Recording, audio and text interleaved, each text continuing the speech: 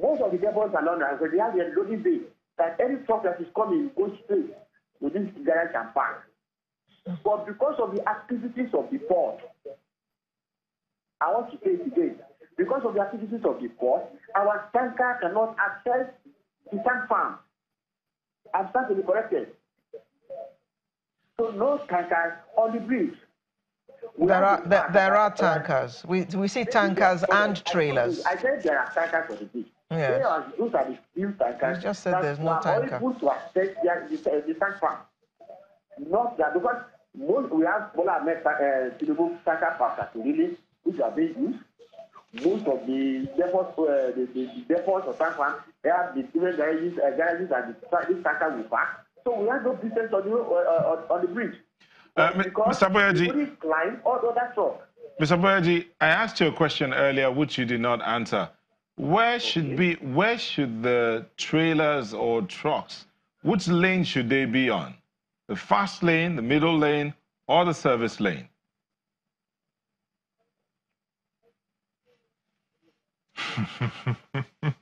They can be, of course, they can be on fast. They can be on fast. So where should should they be? The problem we have is that even the way other people are driving on the road makes the tanker to be sometimes where they're supposed to be. You've not answered the question. It's not about the other people. Where should the trailer and tanker driver, where should they be? Fast lane, middle lane, or service lane? Thank you very much, Mr. Aboyeji. You did not answer our question. Tai Aboyeji, Chairman, Nigerian Union of Petroleum Natural Gas Workers, Southwest Region. Thank you for speaking with us. Mr. Shonaiki. Yes. Please help us answer that question. Where should they be? Service lane, middle lane, under normal circumstances, any commercial vehicle, more or less a tractor trailer, should be on the right lane. As a service lane? That's the service lane. If it's a 3-lane road, they should be on the slow lane. The slow lane. The only time any vehicle is supposed to get on the fast lane is to overtake. That's the only time. But here in Nigeria, the tractor trailers, and I'm not focusing on the tankers alone, all tractor trailers stays on the left lane, which they're not supposed to.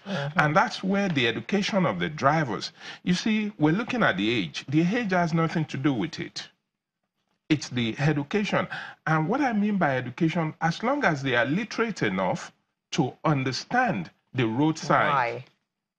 Yeah. That's all. Okay. You see, these guys go for driving test.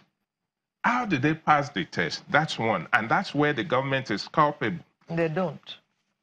So, Mr. Aboyeji says that all they have to do is to be able to drive. You see, I'm ready to take Mr. Aboyeji on anytime. I'm ready to take him on anytime with your assistant. If he's ready, we'll go to their tank farm or to their trailer park or where they're loading. Let's do some of this inspection. Let's question some of this driver and see if they're up to par. We have a reaction from a viewer here. Molayinka Yusuf says, please don't forget the aspect of fake parts.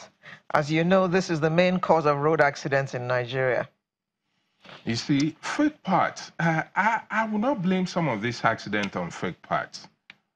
Reason why I will not, there are substandard parts, yes, but there's nothing fake. It could be substandard. But most of the parts we use in Nigeria are used parts. These are parts that's already been used in another vehicle. Do you know the condition? What we call tokumbo. Yes. Do you know how long these parts will last? So we can't blame this thing on fake parts. Fake parts would work for some times. Let's even assume it's fake. It will still work. It might not last. But when it comes to the safety of these vehicles, the problem is the maintenance. How we maintain these vehicles, it's the problem. And the knowledge, the understanding of the people that maintains them and drives them. That's the challenges we're facing. We can't blame this on the government alone. Yes, we have corruption. Mr. Shonaike, there's also the issue of vehicles coming into Nigeria. Yeah. I know that a few years ago, there was a law saying that vehicles over X number of 15 years cannot come into the country. Yes, but it looks 15. like that has been pushed aside. And No, all no, manner no. of vehicles, No, all no. manner of scrap is coming in. No, not really. I think they're still going by the 15 years. But when you're talking of scraps, you have to blame it on the system when the vehicles are coming into the port. Because some of these vehicles has been written off where it's coming from.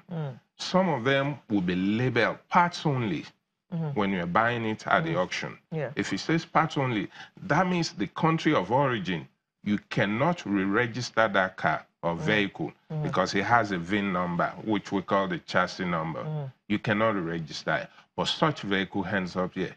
Will I tell you they are not safe for our road? No. As a technician, as an engineer, some of these vehicles are still fit for the road.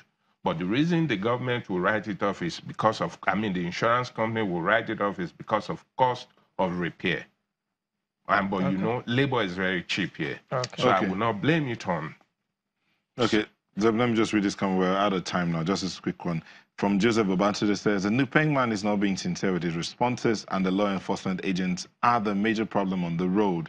Even when they see a potential accident in the name of a vehicle moving on the road, instead of parking such vehicles and force the owner to effect the needed repairs, all they are after is the money they extort from the drivers and allow the dead to Can I quickly comment on that? Stopping some of these vehicles on the road causes more accidents. Because not only just accident, I've actually seen where, and I was there, trying also with the officials to stop this. This truck was on fire. The wheels was on fire. And we were trying to stop the driver to pull over to fix this problem.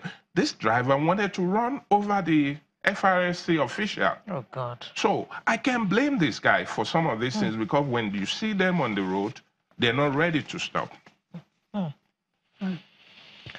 Okay, thank you very much. We were chatting with Mr. Kunle Shonaike, who is a member, Sector Skills Council, National Automotive Design and Development Council, and Mr. Bayo Aboyeji, Chairman, Nigerian Union of Petroleum and Natural Gas Workers, Southwest, who spoke to us via telephone. I wish you would take up our challenge. Thank you very much. Sunrise will return in just a moment with another interesting conversation.